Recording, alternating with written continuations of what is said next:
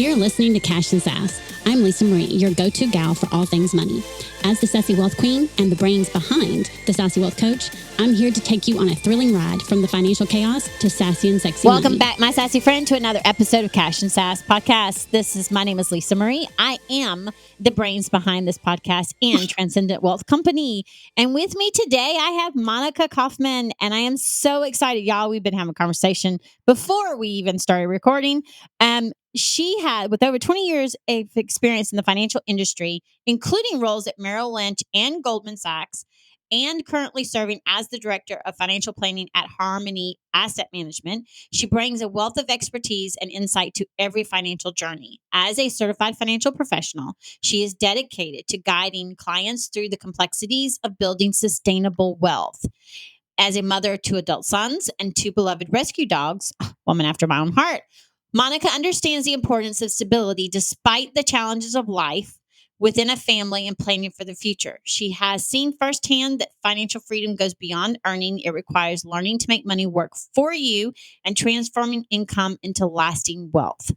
Welcome, welcome, welcome, welcome, welcome. I cannot say how excited I am that you are here and that you're a guest on my show. And y'all know Cash and Sass is all about candid cash conversations. So that's what we're going to have. We're going to talk about money.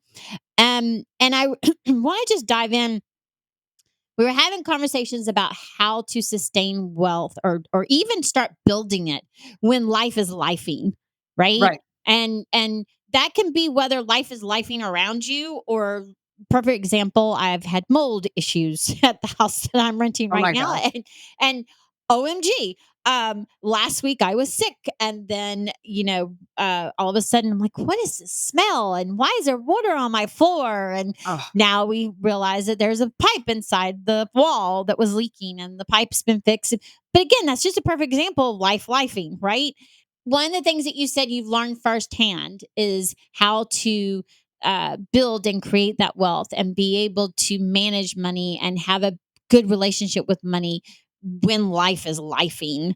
right. And I would just love for us to just talk about that, because I think and how you took care of yourself, because I think that's important, right?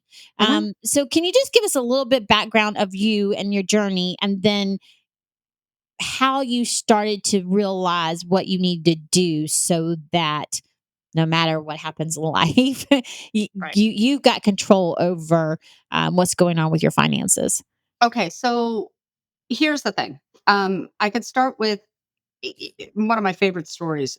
I was a brand new baby financial advisor at Merrill Lynch, and two separate referrals came in. And they were the exact opposite. One was a very successful doctor, surgeon with a beautiful wife, family of four children. And then the other one was a middle class couple. Separately, neither one of them had ever earned more than $55,000. And the doctor had all the externals and all the shows of wealth. And the other couple had a daughter who was profoundly disabled, was never going to be independent, nonverbal, confined to a wheelchair, and was using a vision board or a communication board, a word board, to talk to people. Like there were 30 words that she could point to tell people what the problem was. And the doctor had had a stroke. And when he had the stroke, if he hadn't have had disability insurance through his employer that he was forced to buy, he and his wife and his children would have had a problem. Then conversely, the other couple, when the child was born, what he had owned a few dry cleaners, I believe, and she had worked for the city where they lived. And the two of them made a decision when they first got married that they were going to live off one income and invest the other. And no matter what happened, other than their house, which they quickly paid off, they never allowed themselves to carry debt. When they came in their mid 50s to work with me, in part because I did special needs financial work and they wanted somebody to help them with this, they were organized and $3 million worth of assets rolled over. Okay. So there was real money there. Whereas the other ones that you would think would have it didn't. And I stepped back and I thought about my own stuff. I grew up in a family. My parents got divorced when I was 6. My mother had grown up with nothing. And when they got divorced, all of a sudden my mother's fear and financial anxiety went through the roof. my mother's first job as a kid was between second and third grade, so she would have enough money to buy school clothes and shoes. And so she had her fears, and those fears got translated to me. And I was, somewhat happy go lucky until my husband wound up with the diagnosis of depression. And he's had that ups and downs. And it literally taught me the value in the plan, the value and the meaning of planning and understanding money is just a set of tools in your hands. What you do with them reflects what's going on inside of you. Okay. Mhm. So when I look at myself and I say, oh, I'm making some bad financial decisions this month, or I have for the past couple of months, the question is, what's going on with me? Why am I doing this? Mhm. And I mean, I recently had a case where it was sort of discussed with me about somebody, and this person had projected out that she was successful and she had money. And when she died, it turns out there were some issues that came to the surface. So, it's not about the people who have money usually are not the ones who are flaunting it. The people who have been financially wise and successful aren't interested in attracting attention. They use it deliberately as a tool to build their lives. They see it as just one of many tools that they have. And they've made a strategic decision that spending money isn't what makes them happy. They have other things in their lives, and they believe also on a fundamental level that, and I believe this is true, you're created to be responsible. Freedom is the same thing as responsible. You choose how you respond. Can't control other people or anything else. You control you. Mhm. And that flows into how you manage your body, your mind, your social interactions, okay, and your money. It flows all the way Mhm. across. And, as my coach likes to say, how you do anything is how you'll do everything. Once you master it in one Mhm. area, it will flow into the others. When it doesn't, you have to ask yourself why. Where did you receive the programming that led to this kind of dysfunction? Yeah. Does that- And then figuring out where the steps to take it so that you're aligned, because I tell people all the time, you can be rich, but if you're not aligned with your values and your goals and your desires, then you're not wealthy because you're just miserable. And look at Dolly Parton, and Mhm, that woman's got more money. She doesn't flaunt it. She doesn't talk about it. But look what she does. mhm. When there's a need, right? She She's right for there. years she was making donations and doing those books. And the only reason we found out about it is because somebody wrote about it in a newspaper and told them, and that's how it got out. She was donating money, donating band equipment to some of the schools in her area, new band equipment for an entire high school. Like, y'all, I don't know Amazing. if you understand how much money this is, but A lot. go look it up. Okay. It's a lot. She, if they needed band uniforms, she's done this for years. And the Mhm, reason why people are now hearing about it, one, we got the internet. Two, it's because someone went and said something right as the internet was coming out. And that's how it got out. She was doing it beforehand. None of us knew. mhm. Like you're talking about, is because she knew, okay, if I want to make a difference, if I want to help people change their lives where I came from, this is how I do it. And she's doing it aligned and she's still doing it. Taylor Swift is another one. The woman goes to concerts, and y'all don't care what you think of her music, okay? But the fact that she goes to food banks, the only reason we found out about it was because someone recorded it and put it on TikTok. She did not tell anybody. The only reason we found out about it is because we had TikTok. That's it. That's the only reason. And Yeah, people are like, wait, she wasn't, no, she was not the one. It was someone else. right. And so it shows you, right, that someone told me a long time ago, who you are before you have money will just show up more after you have money, Mhm. meaning who you are as a person, and your goals and your values. And I believe that because I was so afraid of having money would change me. And a lot of people are. They're like, oh, I didn't come from wealth. If I all of a sudden get money, it's going to change me. No. No, actually, it's not going to change you unless you let it. If you care about other people and there are things you're wanting to do, then as you get more money, you're going to make sure. Yes, my coach says this: take care of, first you have to take care of you. Mhm. then you take care of your family, then you take care of your community, Mhm. then you take care of the world. Right. You can't go I can't go out and take care of the world if I'm not able to take care of the community. I can't impact the world or change the world if I'm not doing me and my family first. And so when I looked at it that way, I went, huh, okay, me, my kids, my community, then I can go out. So again, as I grow, and it's what Dolly Parton did. She took made Mhm. sure she was taken care of, her family was taken care of, and then she does for her community. So it I really love that because that's that concept of if we look at it in that way and say, okay, let's make sure what we're doing matters. I believe you can spend money on yourself and Right. be financially responsible. I do too. And here's the thing, like, I don't know if you remember the book, The Millionaire Next Door. Yes. Okay, so when it first came out, I disparaged it, and then when I saw those 2 clients and it came right to my head, I thought, "Oh my god, this is what I just saw." Okay? Bought the book, read through it, and I started watching, and I saw that it was values and actions, and I saw that it was about building that out. And then it was Mhm. funny, like, the more I watched this, the more I realized some people, like, for example, one of my rules is you have to love somebody or something that is honorable. And if you're going to use your money as a weapon to control or hurt somebody else, I want nothing to do with you. No, I Right? want nothing to I don't want anything to do with you or your money. Correct. And that's the whole thing. It's like, if you don't have that values alignment, if you're using your money to get revenge, no, thank you. Okay. If you're trying to control somebody, no, thank you. Okay. And it's very, very simple. It's just part of life. But it's also a question of, if you work on yourself and get stronger and you have a better, more grounded belief in yourself and you learn to have some emotional regulation, you're going to be able to build wealth. So, Mhm. in a very real sense, you have to build out that idea of being accountable and responsible and taking ownership in a very radical way in order to build wealth. Okay. You Mhm. look at some of these people like Dolly Parton, disciplined, hardworking, focused, talented. Okay. And she did not come from wealth. Go do No, your research. She didn't come from it.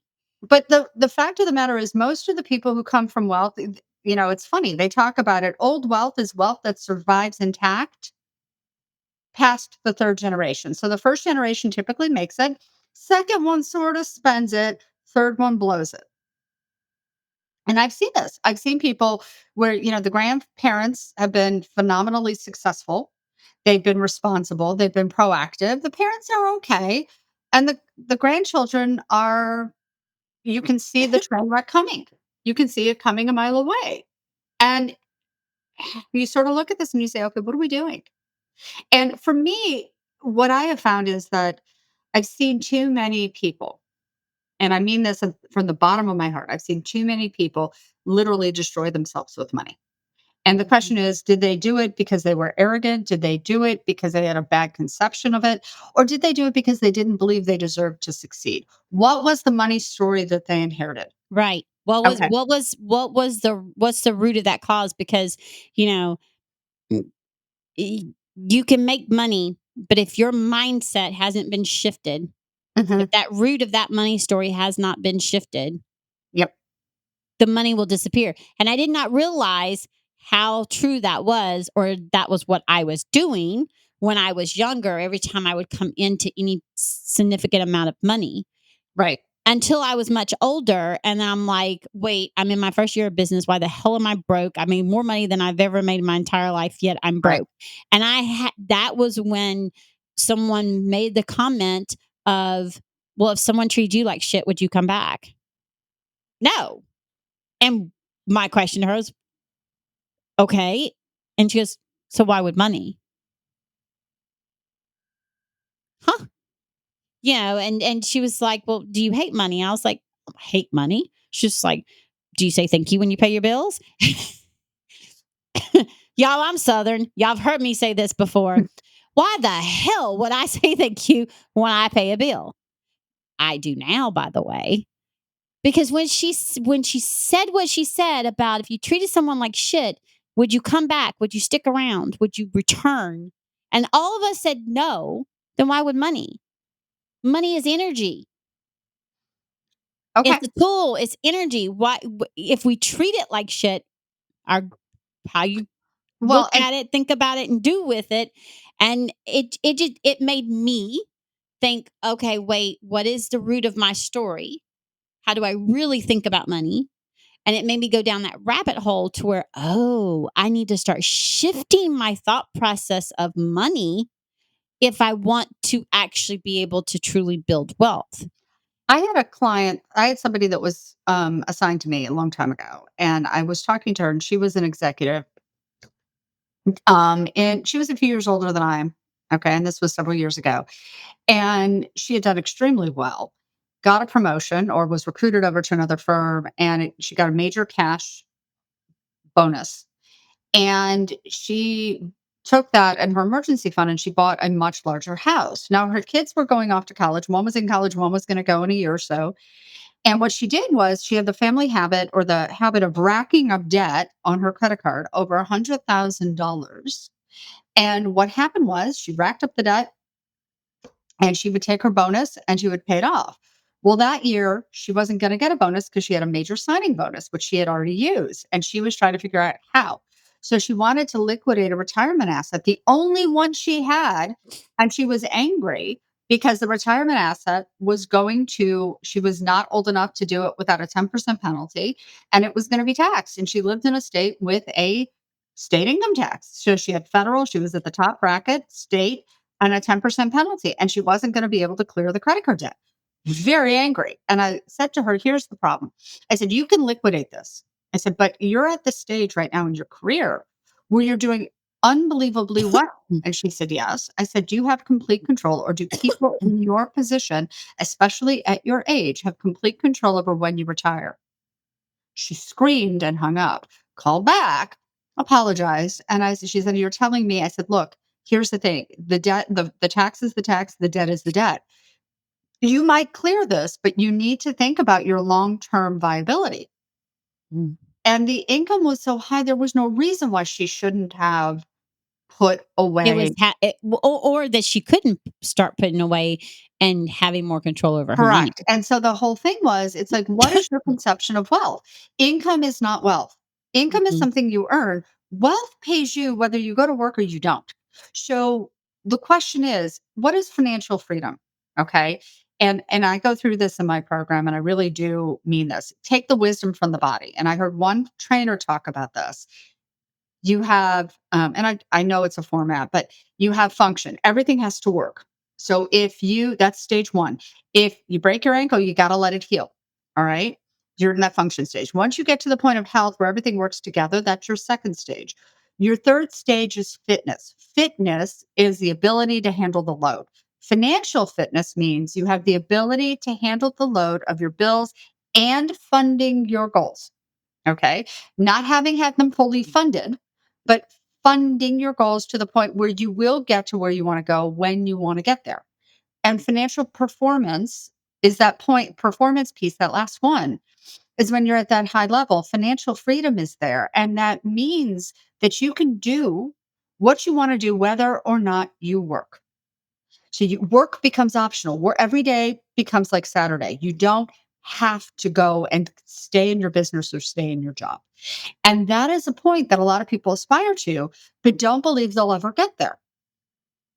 And so it's one of those things where it's like, okay, if that's what financial freedom is, and let's be clear, and financial fitness is not that you can buy everything, it's that you can pay your bills, live the way you want to, and fund your goals. Where's the dichotomy? What are you wasting? What are you willing to give up? Mhm. What means something to you that you are willing to give up something of value, whether it's your time, your money, your resources, in order to have something else that you want? What is it? And deferred gratification is what adulthood is about. And Well, I mean, sometimes there's also a lot of times I tell people all the time, I'm great at finding money leaks. And they're like, money leaks. I'm like, yeah, I guarantee it, especially in business, but even in non business, we all have them. We all have money leaks because we have these debit cards. You ain't got to talk about the credit cards. Debit. You tap, Yep. tap, tap, tap, tap, tap, tap. And when we are not looking at our bank account and looking at where the money is going Right. and where we're spending it, we have money leaks. I had a client. I got rid of cable before getting rid of cable was popular. Because I looked and I was like, I don't watch 180 channels. I shouldn't have to pay $120 to not watch 180 channels. And I got I rid was of it. I resented having to bring cable back in order to get a lower price on my internet because it was bundled. So it was less expensive for me to get cable and internet than it was It for me to wasn't get. less expensive for me. So, well, I mean, No, no, no, it they wasn't. could have made me do it, but I was like, nope, not doing it. Well, and that's the whole thing. Like, I just wanted to lower the bill. And people are like, "Are you watching cable now?" I'm like, "No. I have too many other things to do with my time." And my time. I was like, I have Netflix. We now have Netflix, Hulu, Disney Plus, and then Amazon Prime. That's it. That's all we have. And it's plenty. And I and then there'll be memberships that people sign up for that we forget we've signed up for. We do it Correct. in business too. And that's I why I signed up tell for people something. that Yeah, you need to do an audit. And they're like, an audit. And I'm like, yeah, go pull your bank statements, go pull your credit card statements, right? yeah, Because I'm not against credit cards if you use them responsibly. I'm not. I love my free points and my free miles, but they got to be used responsibly. If you can't use them responsibly, don't have them. But go pull the bank statements. yeah. 90 days. Don't do it during the month of Christmas, okay? Because just don't. If you haven't been looking at it, don't do it during the month of December because it'll make you cry. I promise. First time I did it was the month of December, and I was like, oh my God. And then I actually had to like go back. And Yeah. so, but you want to do that so that you can have a true picture of where you are spending your money, not just your bills. I'm talking about where the money is actually going when you're Correct. tapping it and you're not thinking about it because Here's society made it so easy for us to do that. here's the thing that I have found is that most people don't want to do it and will hem and haw and fight They're getting that done. scared. They're Absolutely. nervous. So They're one of the nervous things to that do I it. and I get it and I'm sympathetic, but I it do still needs too. to get I done. do So too. here's I do the too. thing that I will do with people. I'll say, okay, for the first part of my program, and when you work with me, we're going to work on mindset and understanding that it Mhm. is there are certain things that reflect a wealth mindset and certain things that don't. Excuse me. Anyway, so we'll do that. We'll work on the mindset and how to use behavioral science to shift the mindset. Mhm. Once we do that, we will also turn around at the same time as we'll build up financial defenses. While we're building the financial defenses, if their bank has the switch where you can flip it and see where your money's going by category, I have them turn that on, but I don't want them to look for the first 2 months or 3 months. What I want, if they don't, I give them a link to our financial planning software. We use eMoney. The advantage of eMoney is that your data doesn't get sold. So if they find out you have a credit card, you're not going to get solicited for a bunch of other credit cards. Okay. If they find out you have a mortgage, you're not going to get mortgage applications. So we connected to there and I'm like, don't look, just do what you normally do while we're building out financial defenses, okay, and looking at some of those structural things, I turn around and say, great. After that, after we get through that section, we go and look at what they're spending. And I'll say, where do you think you're spending your money? Just by category. Okay. Go through it, flip the switch, show them where it's actually going. And I'll say, where are the gaps?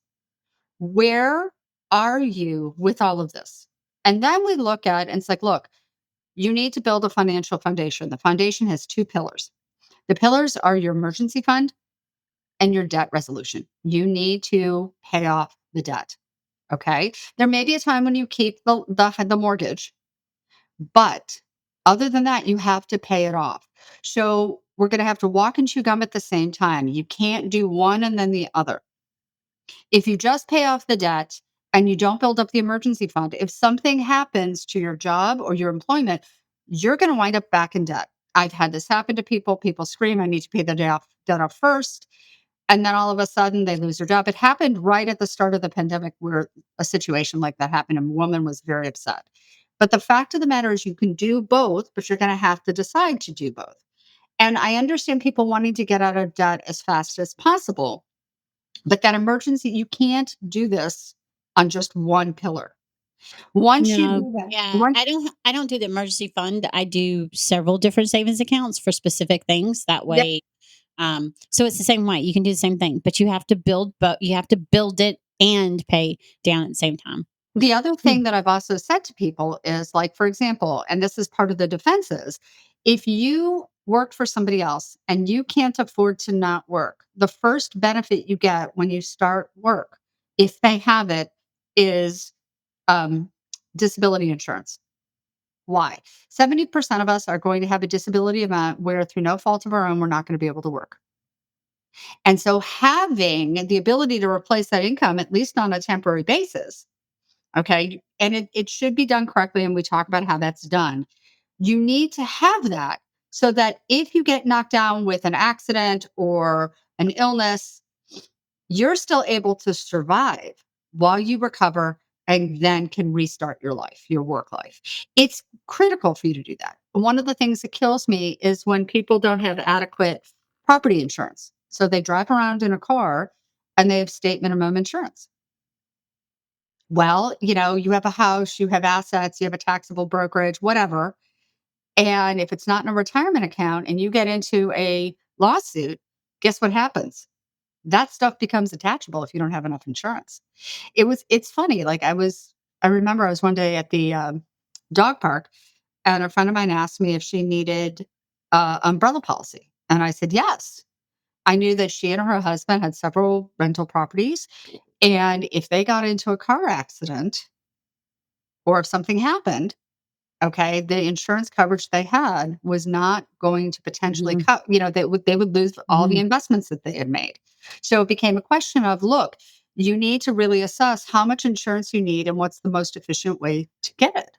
And when you get to a point of financial success, when you're in that phase and you have a certain amount of assets, sometimes you can't work with your standard State Farm insurance agent. Sometimes you need to switch to a different type of agent. But looking at that, I don't sell property and casualty, never ever want to. And in my program, I'm saying I'm not going to sell you this stuff.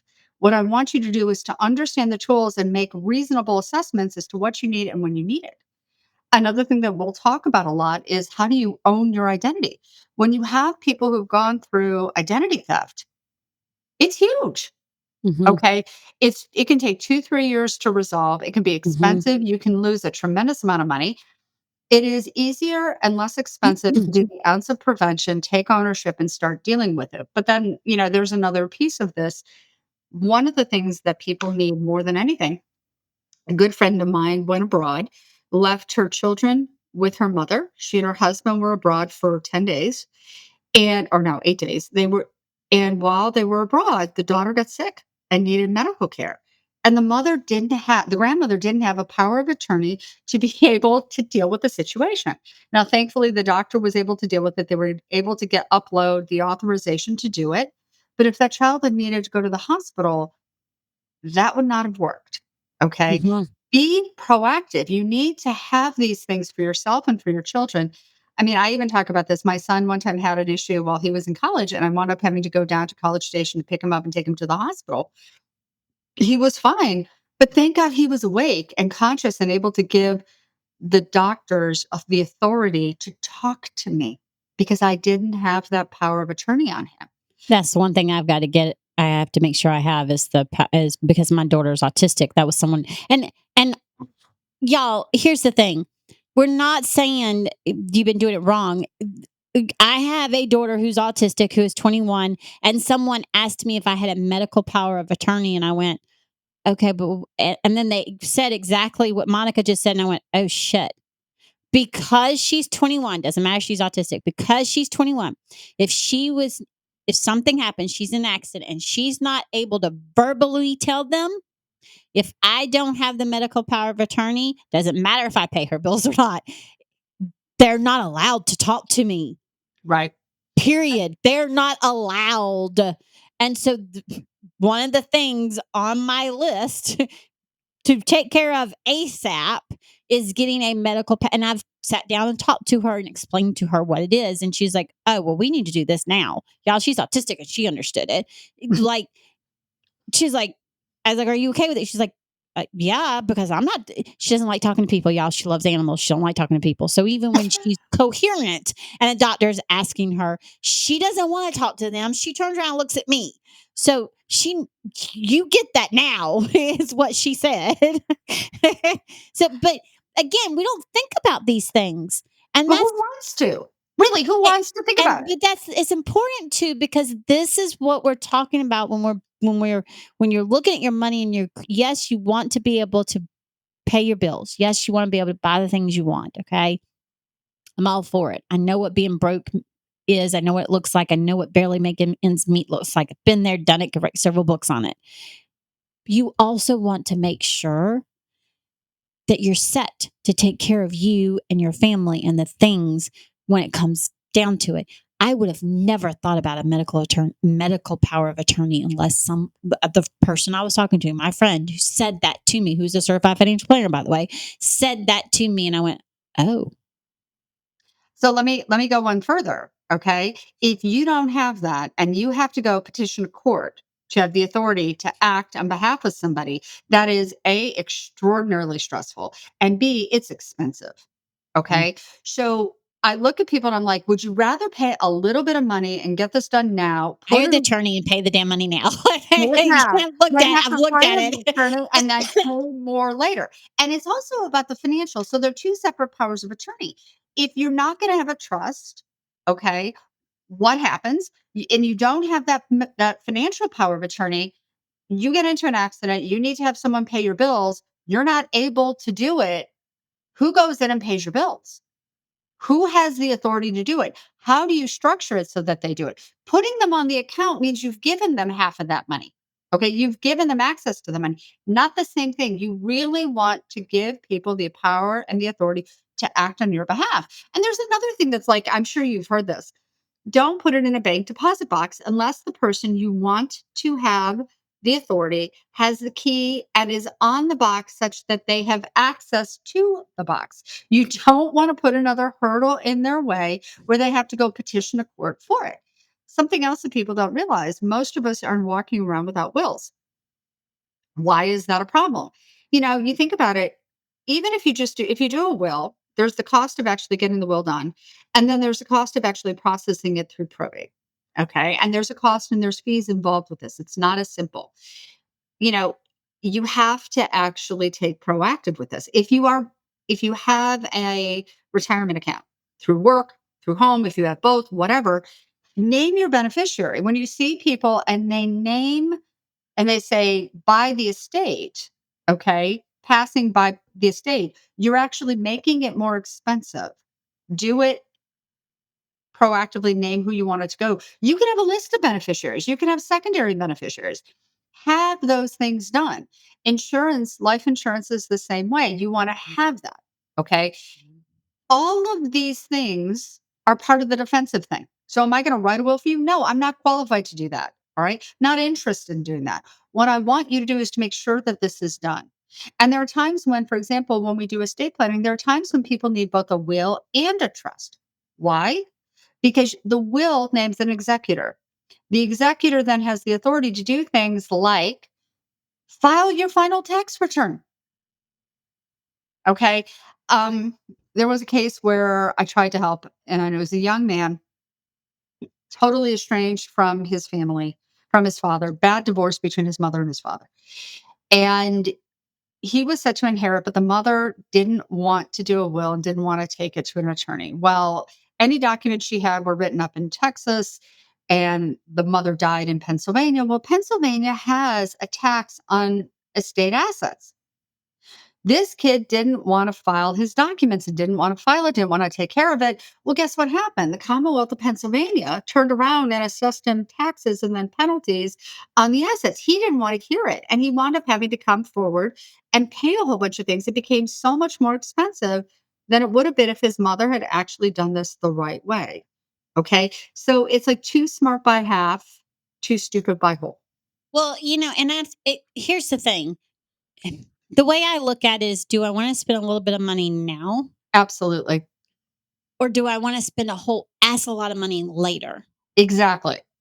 And Exactly. I say this the same way to businesses to business owners to go, oh, I don't need a I don't need a certified financial, don't need a certified financial planner, or I don't need a fractional CFO. Okay. Do you know what's going on with your money? Do you have plans in place? No. Yeah. I, But you you're know, expensive or you cost this much. I'm like, do you realize how much money I can not only save you now, but 15, 20, 25 years from now? Because I yeah, got proof. I've got receipts. I can show you, yeah. I have the receipts to prove to you, to show you that what you're paying me now will save you boom coons of money later. And that's the way that's the way you have to look at it. You have to look at, what does it cost me now? And would I rather pay for it now or pay more later? And And that's personally, I'd what rather pay some now and save a whole asinine amount of not only money, but stress, because and y'all stress, not having a stressful life to me is being wealthy. But, absolutely. that's another form of wealth, because when you're stressed or you're not taking care of yourself, what it does to your body, what it does to your business, what it does to everything, it deteriorates. And so that's part of being wealthy. And so to me, I want to take care of it now. I'm with you, but I'm going to say something. They've done studies. Most of the people who have made wealth and sustained it in their lifetimes take care of their health. They take care of their documents. I made my health my first priority. When I did that, my business started skyrocketing. It has to. And if somebody looks at me and Skyrocketed. they see me run down and not looking healthy and not looking put together, okay, I'm not saying flashy, I'm saying put together. They're gonna look at me and say, "How she does anything is how she does everything." If she's gonna take care of business the way she's taking care of herself, I don't want anything to do with it. And justifiably, Mhm. okay? It's just real. And we don't want to admit it, but we really are one uniform, holistic person. The money's just a set of tools in your hands. Have you ever seen the movie Misery? Yeah. Okay. Do you remember the scene where the villainess was actually going to hobble the hero, the Yeah. ultimate? Yeah. Yeah. Yeah. When you don't take ownership of the process and navigate the system, when you don't learn to master this the way you've learned how to master your business or your career, okay, what you're doing is you're hobbling yourself. You are breaking Mhm. your own ankles. And sometimes they'll heal and sometimes they won't. When you don't put things in place properly and take ownership, you'll wind up being in that position of being totally and completely vulnerable. That's not success. That is the opposite. People who are wealthy, who have achieved that financial independence, are radically responsible across all the areas of their life. And they're right, just like you, Lisa Marie, they start with their health. Mhm. And then they start with their minds and they realize their emotions are critical because you know what? I don't know about you, but I've seen people engage in what I call mental yoga. They make up their minds on what they want based on an emotional decision, and then they will twist themselves into whatever rationalization or pretzel they have to justify what they've decided. So, mastering your emotions, keeping yourself on an even keel, okay, allows you to you think better, you feel better, and then you wind Well, up you acting. think through it instead of reacting, and I used to react. I When I started taking care of my physical health, I started taking care of my mental health, and mm, that mental mindset, and the trauma and all. And once I worked through that, and then I worked on the mental health, I no longer react. And because of that, I no longer let things affect me the way they would normally affect me, which would send Right, me into a spiraling stress. And because of that, it's changed how I look at things and how I look at what I'm doing with my money, and how it right. just, it changes everything. It all goes together. Now, am I perfect? No, it's a work in progress, y'all, and it will always be a work in progress. That is just the way it is. Um, but it again, lifing. Well, and If you wait for life to stop lifing to get better at have a better relationship with your money and get better at managing it, you will never do it. I agree. And one of the things that I'll do with people, among others, is we'll walk through a series of we build out the foundations of some of the positive psychology and shifting the mind. But one of the most powerful things we do once we deal with like the daily emotional bank account and working through really power affirmations, what we'll do is we'll do something called a future self vision. And that is where I want people to envision themselves managing their money, seeing the progress they want to see, feeling comfortable, feeling that sense of success. And then I see them literally build it out. What are they doing before? What are they doing during? What are they doing afterwards? And I want them to describe how they think, how they feel, what's around them, who's around them. Can they smell anything? Can I touch anything? Are they sitting on a particular chair? What are they doing while they're going through this whole process? Why? Because I will then have them write it out in a simple paragraph or 2 paragraphs, read it into their phone And and listen record to it it. Yeah. and listen to it Listen to every it. night and every morning because I want them to program themselves doing it. I want them to use their subconscious mind to align for them and help them navigate and get closer to what they want. Because if you start living like you have what you want now, you start, you get what you focus on, period. Correct. And if you're focusing, if you're not living now like you would with the things that you want, then you're not focusing on that. You're focusing on negativity. And if you were to focus on it and live like that, it attracts it. It works, y'all. It works. Well, It's part of the cognitive brain thing, and it just works. here's the other piece. If you set like people talk about affirmations and they set them up the wrong way because your mind is designed to protect itself. So if you give it an excuse or an out, it's going to trend towards that because it's Mhm, safer. All right. mhm. If you're asking it to accept that you're going to rewrite the way you were programmed, you're going to learn new habits, you're going to buck the culture because we've all inculcated and marinated in a stew that does not promote this. Okay. You're asking it to take major steps forward. So you're going to have to really work with it. And you're going to have to not give your subconscious room to choose not to succeed. Right, Okay. You right. cannot go anywhere that your mind hasn't gone before you. You Yeah, can't. you Okay. can't. Yeah. So I have to visualize myself working out. I have to visualize myself achieving the goals, knowing that the success is going to happen beneath the surface. I'm not going to see it, but eventually over time, it's going to cumulatively build to get me Hmm. to where I want to go. Hmm. So, I mean, you can go through James Clear's Atomic Habits and he describes this. We work with the same tools or some of the same tools, but it's really just using the mind to achieve it. There is nothing in the financial system you can't master. There's no reason to approach it with fear. You can master this. The question is you have to decide that you're going to do it. You have to make a decision that you're gonna change your Right. thought process and your mindset and how you're managing it. And then, It's a right. decision. And then you also have to find a place where you can actually learn and trust what you're reading. Because quite frankly, you have to understand there is no financial advisor out there that is compensated directly as a financial advisor to teach you all these skills. Okay. That's part of the reason why I developed my program and why I do it where I do it. It is not advisory. This is an educational piece. I'm not going to tell you what to do. I'm going to break the system open for you. But there are Mhm. other people who you've got to choose the system that works for you. Yeah, and have the support that Yeah. you need so that you're not going it alone. I You mean, can't go wrong. I tell my people all the time, my clients all the time, I'm a fractional CFO. I am able to manage the money and go in and help you see where it can work, help you build the account so then you can now take that to a financial planner and you can start building wealth while we're also managing your business and growing it and investing in the way we're and you're paying yourselves because so many people don't. Um, and and and and and just have it to where you're not on what I call the never-ending hamster wheel of you're just spinning and you're going nowhere.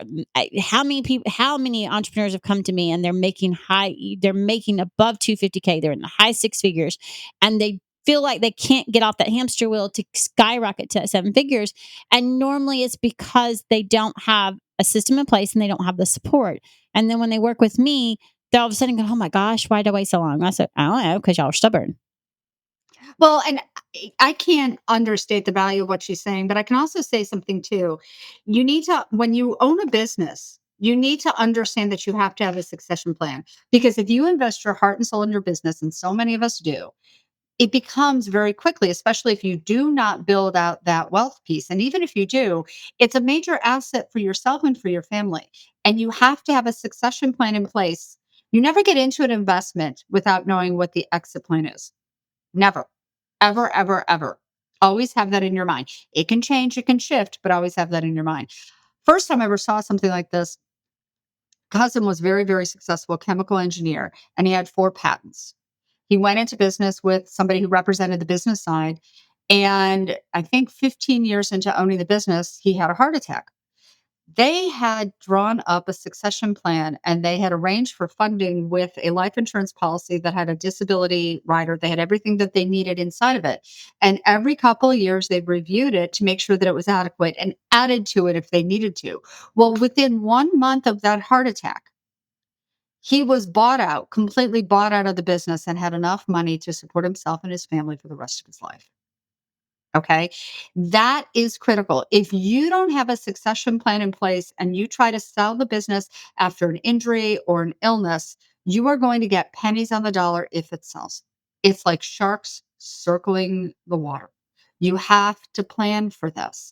You own this, you've built it. Protect yourself and it and your Mhm. family by doing this. Okay.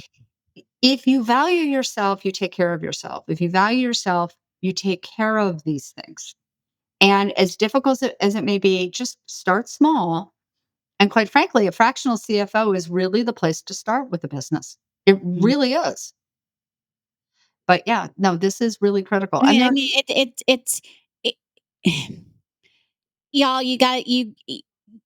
I tell people all the time, your business is your baby. You've put your heart and your soul into it. Would you leave your kids unattended? Would or would you have support? And yeah, all of us mothers are going to say we would have support, even if we didn't have any. Right? If we don't have any, because I've not always had any, but if we have, we would have the support. We'd get the support. We get the support. I've gotten the support. right. Okay, then why would you leave your business unattended to where the foundations of it is not taken care of and protected? Mhm, absolutely. Because it's the root. Okay. It's the root. I The can't say other that enough. Okay. one We last could talk thing. all day. We could talk all day, all day, all day. One Y'all last know thing that. that I wanna say, okay? And I wanna say this, you have to plan your business is your business and your personal is your personal, okay? You should not commingle. Oh, Yes, God, you are no, please don't. Y'all know right, that. and I'm just saying this, it's like I getting say it all the time. Do not. okay, I just had to say that. I just had to No. say that. Sorry. Okay, never mind. That sends me into a tangent. All my clients will know. If they listen to this, they'll go, "Oh Lord, Yep, good, good, not commingle good. your damn funds." Not only that, but it will also null and void your LLC. Okay, I cannot stress that enough. Don't. Oh, I got an LLC. I'm protected. Do you No, you're not. no? Then no, you're not, because in a court that will nullify it Disappear. quick. It will make that thing non-existent.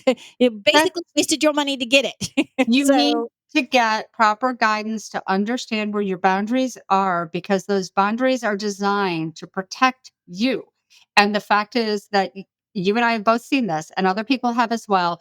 People have not used their boundaries or they've punctured or damaged their boundaries and they've gotten themselves in trouble. And that's part of what those defenses are. That's a critical piece of what those defenses are. So there's defenses for businesses and defenses for the individuals. If you're a business owner, you need both. yeah, very much so. Y'all, I hope you got what you need to get out of this. Okay, start again. I always tell you, you've never budgeted, you never had a money roadmap, you've never done anything. Start small, start, and then go from there. That's the whole. That's just the whole kit and caboodle. That's the whole thing. That's what you're supposed to do. And I can talk about this all day. Until next time, thank you so much for being here. I truly enjoyed having you on a guest. And y'all, until next time, remember confidence and cash is the ultimate power duo. Go check in with your money, have a relationship. Until Have a next time, good relationship with yes, money. a good relationship with money. Go check in on it. And Take until care next of time, yourself and love got it. yourself enough to do it. Very But much so. thank you. Thank you. Very much so. Thank you. And I will see y'all next time. Bye. Bye. Thanks for joining us this week on Cash and Sass. Check us out on social media and on our website at www.thesassywealthcoach.com, where you can download my free Money Story Start Guide. The website again is www.thesassywealthcoach.com. And as always, subscribe to the show to catch every new episode and leave us a review so we can continue to bring you fresh content. And remember, yes, it is possible to have sassy and sexy money. See you next week.